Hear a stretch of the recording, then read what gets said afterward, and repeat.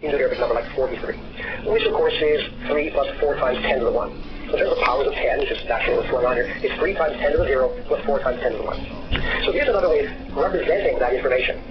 As an M set, create an M set, got square brackets and no commas. And it's got repetitions. There's 3 sequences here, sequences with zeros in them, and there's 4. With 1 element. And there's 3 zeros here to represent the fact that there's 3 times 10 to the 0 in this Hindu-Arabic number, and there's 4 singles and 1s to represent the fact that number here. So this is maybe rather long, but it is a legitimate way of representing the information contained in that Hindu-Arabic number. Let's again, let's figure 1, like 512, well that's 2 times 10 to the 0, plus 1 times 10 to the 1, plus 5 times 10 squared. And then that information can be represented in an M set point of view by having 2 singles and zeros, 1 singles and 1, and 5 singles and 2s. This is then an M set, which essentially contains the information encoded in this Hindu-Arabic number. And it does so in a way that actually corresponds with what we're writing now. So you can look at this and easily write down this thing here without having to convert to a natural number. So we're not going to be in math here. Okay, now if we consider these things, we say, wait a minute, we've seen this kind of thing before. These are just vexels. These are the kinds of objects we were playing around with when we were talking about Maxwell theory. Our sort of novel point of view towards matrices and elementary linear algebra. Vectors were some kind of M set replacement for vectors. And they're exactly like this. They're just multi-sets of singletons. A singleton being a list with a single natural number in it. Where a natural number now, it's allowed to 0 as well. That's a little bit different from previously. Okay, so the possibility is now to harness our earlier discussion of vectors and that framework, to harness that as a scaffolding to build up a theory of Hindu-Arabic numbers. So we need an arithmetic with vectors. And presently, this then also draws in earlier discussions about polynomials and what we called polynumbers. So we're going to be unifying a whole bunch of things here.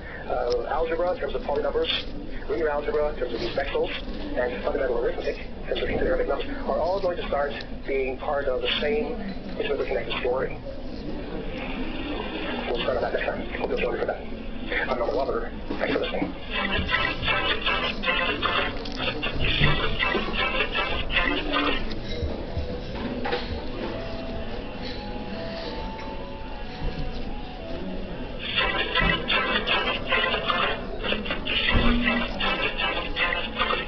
Hey, I'm Norman Wahlberger.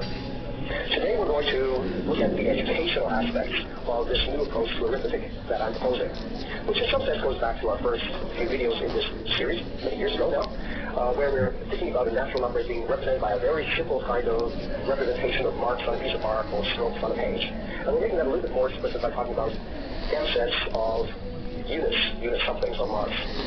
So we're basically employing an M set or multi-set orientation to define arithmetic, for example, addition like this, or multiplication like this.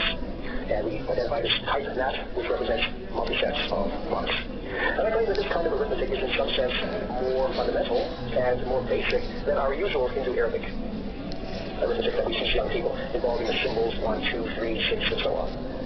There's something more primitive and more elementary about this, which I think makes it possibly attractive for educators trying to instill numeracy into very young people. So today we're going to be looking at the issues of naming and ordering these primitive natural numbers. And we want to do it in a way that's largely independent of some higher verbal facility requiring understanding of these Hindu-Arabic numerals.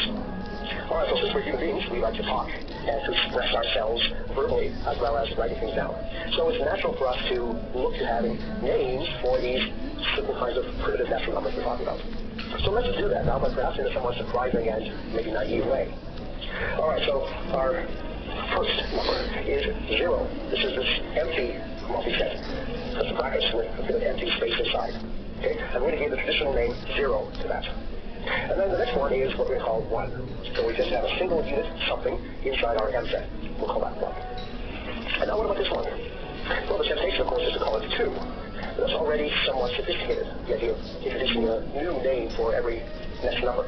What we're going to do rather is to refer to this as 1, 1. Now, we can also call it mark, mark, or unit, but I think it's preferable to actually use 1, 1. This is in keeping with what a young person might want to do. So, technically speaking, this is actually 1 plus 1. It's actually, again, you take this 1 and you add 1. But let's give it a name and let's call it 1, 1. And similarly, let's call this one 1, 1, 1. so on. You can see what the pattern is. So this is in fact a base 1 system, if you like. We're only going to be using these two words, 0 and 1, and everything else is going to be built up from just repeating this particular word. And this is very much in keeping with our expressions what we're writing down. We're really only writing down two kinds of things, either an empty space or a mark, and we're possibly repeating the marks, everything inside our brackets. So the verbal simplicity is reflecting the written simplicity. Somehow makes sense. And of course, for a young person, learning this kind of system is, relatively speaking, a piece of cake. This is vastly simpler than learning the standard Indo-Arabic words, 1, 2, 3, 4, 5, 6, 7, 8, 9, 10, and then 11, and then 12, and then 13, and 14. And that's all reasonably complicated. It takes a fair amount of repetition and learning. In fact, it's not really logically that clear, is it? There's something very logically clear about this system, even though it may be somewhat primitive. So, for example, let us look at the name of this natural number. Okay, what is its name? It is 1, 1, 1, 1, 1, 1, 1, 1, 1, 1, 1, 1. That is the name of this natural number. Now, we talked about how the original motivation for natural numbers probably arose in the context of wanting to measure how many of a certain thing there were out in the real world. Maybe antelope at a water hole. So this is a fundamental usage of numbers, is to measure the size of, well, what we're calling M-sets or multi-sets, collections of stuff out there in the world. So, for example, here is an M-set, which is consisting of these letters. Okay. So even a student who hasn't learned how to read can still understand that these are things called letters, and, well, that we can count them in the following way. We can just go through the letters, and wherever there's a letter, we can make a mark. So for this letter, we make a mark, then another one, then another one, another one, one more, one more, one more, one more. So what we've done is we've replaced each of the objects in this collection that we're interested in with one of our simple unit marks. And we can say that what we've done then is to measure the size of this collection or M-set. So the size of this M-set is this natural number. Now, M-sets in real life don't necessarily have to come in these kind of linear bracketed forms like this. So here might be another kind of example that could give a young person. So here's a box of some kind, and it has an object in it. The objects are of such a kind that we might be interested in how big is this box, in the sense of how many things are there in it. So the young person understanding the strategy would do the following. She'd say, well, what we're going to do is we're going to just create a number out of the box by replacing the objects in here with our unit marks. So I'm going to make a mark there for this thing, a mark there for that heart, a mark there for that diamond, another mark there for that diamond. Let's see, that rectangle gets a mark, that heart gets a mark, that rectangle there gets a mark, and some square over there that gets a mark. So I replace this multi-set of objects with a multi-set of marks. So simplification. So measuring the size of something is some kind of simplification where you just replace objects with our fundamental unit marks. Now this isn't really in the standard form for natural numbers, so we would want our students to express this more in keeping with our terminology. So then they would be obliged to organize these marks, right, to write them down in a sequential fashion. And so they have to do this in some kind of reasonable way so they don't get confused. Do that one there, and that one, that one, that one, that one, that one, that one, that one, and then we'll close. That's it. So let's observe that counting is actually not really involved here. It's not the case that we are counting how many of these things there are, that we have a prior verbal system for ordering numbers. Rather, what we're doing is we're just replacing objects with marks and then organizing them in a linear fashion. Okay, so it's really prior to what we usually think of as counting, some kind of more simple, basic, primeval kind of operation. So to measure an M-set, we just replace each of its elements with a unit something or mark. In other words, one of our little strokes. That's what measuring an M-set means. Now, doing arithmetic with numbers is so familiar to us and ingrained in us that sometimes we're not even aware of relatively basic distinctions. And a very important distinction is that there's at least two different kinds of roles that numbers play when we're using them to describe the world around us. So numbers, as we've seen, are used to measure the sizes of collections or M-sets. But they can also be used for counting in the sense of ordering. And mathematicians have named for these different kinds of usages. So we talk about cardinal numbers and ordinal numbers. Okay. So this is somewhat fancy terminology that refers to numbers being used in the context of measuring sizes of M-sets. And here, the ordinal numbers refer to counting the position in a list. We have something ordered, and we want to refer to a particular element in that order. So let's give two examples of these different usages of numbers. So a cardinal number usage is one that we've already looked at. So here is an M-set. The M-set A, C, D, A. And we're interested in measuring how big that M-set is. So that's a cardinal number usage. So we're measuring that set, and we're getting that the answer is the number 1111. Okay, So now here's an ordinal number usage, where we're referring to not a M set, which is an unordered collection of stuff, but we're actually interested in a list. So here's a list. You can tell it's a list because it has square brackets and it has commas. So the commas are telling us that, in this case, these elements are ordered. We're starting with A, and then B, and then C, and then D. Over here, there were no commas. This is an unordered multi-set. If we interchange the order, things would not change. This is a list. The order doesn't matter. So the question here is, what is the 111th element of this list? The 111th. So we're talking about trying to find the element, not which is the 1th element, and not the 1/1 element, but the 111th element. And we identify that is actually C. So this usage of the number 111 is subtly but importantly different from the usage of this number 1111. Here we're measuring the size, the largeness of a collection or an set, and here we're specifying the position inside some ordered structure, inside some kind of sequence, which for us is best captured by the idea of a list. Now this ordinal usage of numbers connects naturally with a natural order on natural numbers. So we originally defined natural numbers just in terms of what they are. Natural numbers, an M set of marks. And we had lots of different kinds of M sets. Now we're observing that our natural numbers can actually be arranged in a very efficient and natural way. We can list them. We can put them in a sequence, starting from the smallest ones and working our way step by step, concretely, one at a time, to bigger and bigger numbers. And here, of course, is this sequence of ordering that we're talking about, where we're starting with, in this case, the empty S set, or 0. And then we have the S set, 1, and then 1, 1, and then 1, 1, 1, 1, 1, 1, 1, 1, 1, 1, 1, and 1, 1, 1, 1, 1, 1. And we can keep going. So here, the 3 dots refers to the fact that we can go from 1 to the next by adding 1. That is a systematic way of going from one of these to the next one. We're adding 1. So that leads naturally to this terminology, which is useful, the idea of a successor of a natural number. So if K, say, is a natural number, we introduce some abstract letter to represent it, then its successor is, we might introduce this notation, K prime. That means K plus 1. So this is the number 1, which consists of a single mark.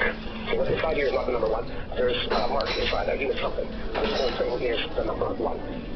So for example, here's the number is 11111, and its successor is, well, again, when you take the number 11111 and you add 1. You add them, you get 11111. So that's the successor of that. And that's really what generates this sequence of this ordering of natural numbers. Okay, so there's now a theorem here that emerges, which is a pretty obvious theorem in some ways, but it's probably useful to lay it out concretely. And let's call it the theorem of induction. So the theorem of induction is that any natural number can be obtained by starting with the empty M set, 0, and then possibly taking successors. So we've seen that we can start with 0 and then we can take successor. We get 1, and then we get 1, 1, and then we get 1, 1, 1. And what we're stating now is that if we had any natural number, so we write down a natural number, that it actually is in this sequence somewhere. That we start with 0, add 1, add 1, add 1. Eventually, at some point, we will get to that natural number that we wrote down. So the sequence does not miss some natural number somewhere. Okay, what is the proof? It's close to being intuitively obvious, but if we had to write something down to convince a young person, we might say the following. If the natural number that we're starting with is 0 itself, well, then it is of this form. It's contained in this prescription because it's the first thing that we're starting with. If it's not 0, that means it contains a mark. And so it can be written as the successor of a number with 0 marks. In other words, it can be written as the successor of the number that we get by removing that mark. And we can then continue to do that. We can continue to find a number of which that is the successor by, again, removing a mark. So we can go from a natural number that's written down, we can find a finite sequence of numbers, each of which the one that you have is a successor of. And then eventually we get back to the empty set. And that's a consequence of the fact that we've written down a finite number of marks. We've written down a specific number of marks. And so we're going to rub them off one at a time. Well, that's only going to take a certain number of steps, a number of marks. And then eventually move it down to the empty set. So it's a kind of argument that says, all right, given the natural number, we can get back to the empty set in this very concrete, prescribed way. All right, so for example, so here's the number. It's the number 111111. And this can actually get obtained from the empty set of 0 by taking successors. Well, we would answer that question one way. I think the natural way is to take the number that we're given and to write it as the successor of something. We write it as the successor of what we get by removing one of the marks. So this is the successor of 11111. And similarly, this string is the successor of 1111, what we get by removing one of the marks. This is the successor of 111. This is the successor of 11. This is the successor of 1, and this is the successor of 0. So the answer is, of course, yes, and we've so clearly laid out then what is the sequence that we have to go through to go from original 0 to the number that we're interested in. We have to go back up this staircase that we just knocked out. So we start with 0, and then we go to 1, and then 1, 1, and then 1, 1, 1, and then 1, 1, 1, 1, and then 1, 1, 1, 1, 1, and then the next step 1, 1, 1, 1, 1, 1, we get back the number that we started with. So that yes, this number actually is in the sequence or the listing or the natural ordering of natural numbers. So when I was younger, there was a very popular TV show for young people called Sesame Street, maybe still around, with lots of funny monsters and characters and so on. But they also had a lot of training or familiarization for students with certain numbers. So there would be a lot of signs flashing around, like 1, 2, 3, the Hindu-Arabic symbols, and 1 plus 2 is 3, and 3 plus 4 is 7, and so on. And I think that's great because it introduces young people to the idea of numeracy and being familiar with natural numbers. But I'm also convinced that these are the first steps that young people should go down. I think it's possible that this kind of more primitive number sets, where we just deal with natural numbers in this primitive form, 1, 1, 1, 1, 1, 1, 1, 1, 1, 1, 1, 1, 1, and so on, that is somehow simpler and more in keeping with trying to imbue a numerical sense into young people, independent of a verbal facility that may only come later. So in principle, I think working with these kinds of natural numbers could actually happen at a much earlier age, maybe 2 years old, 3 years old. We already get young people doing arithmetic in this context. So here are some exercises that we might give students in this direction. Okay. So for example, they might want to find the sizes of these n sets. So here's some collections, and we want to write down what their sizes are. And the important thing is that the students do not yet need to know how to count. Okay. They can do this before they have learned to count. They can write down marks for each one of these things, matching up the objects with marks. Very much the same way that a primitive person at a water hole might match up antelope with X's on a piece of bark. They can make computations like this. They can calculate what is 111 plus 11111111. And they can write down the answer, and then they can tell you what the answer is, in the sense of the answer is 11111111111, or whatever it is. They can do multiplication. They can do addition with more than just 2 things. So we can get a 3-year-old to understand what's being asked here and actually make computations. We can ask them to find the successor of some number like this. We can get them to explore the ordinal aspects of numbers. We can ask them for the 11111 elements of this sequence. We can ask them to verify some basic law of arithmetic. What is 111 plus 111111? Is that the same as 111111 plus 111? In other words, if you interchange these two things, you still get the same thing. You can verify that. If you do this one first, and then you do this one on separate pieces of paper, and then you compare, lo and behold, you get the same thing.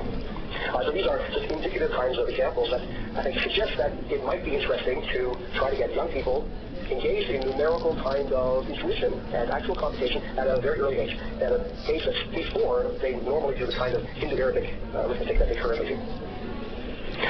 So logically and maybe pedagogically, this primitive natural number arithmetic really ought to come before the Hindu-Arabic arithmetic. In our next video, we do want to turn our attention to the Hindu-Arabic arithmetic, which of course is very important and is practically much more accessible than this is.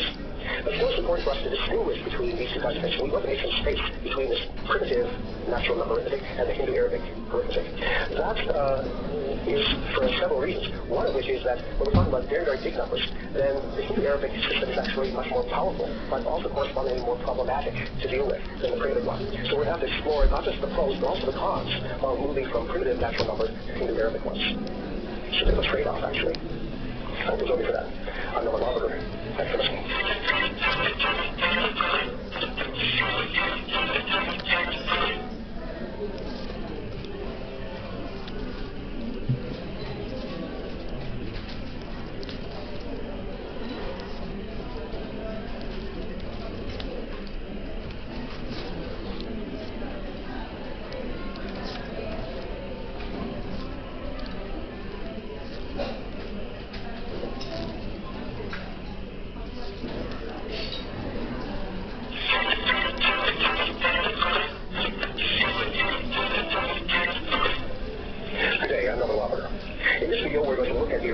Natural numbers from a somewhat new point of view with this data structure orientation, relying particularly on the notion of an M-set or multi-set. And an interesting feature of this is that we are really looking at using the idea of nothing in a novel fashion here.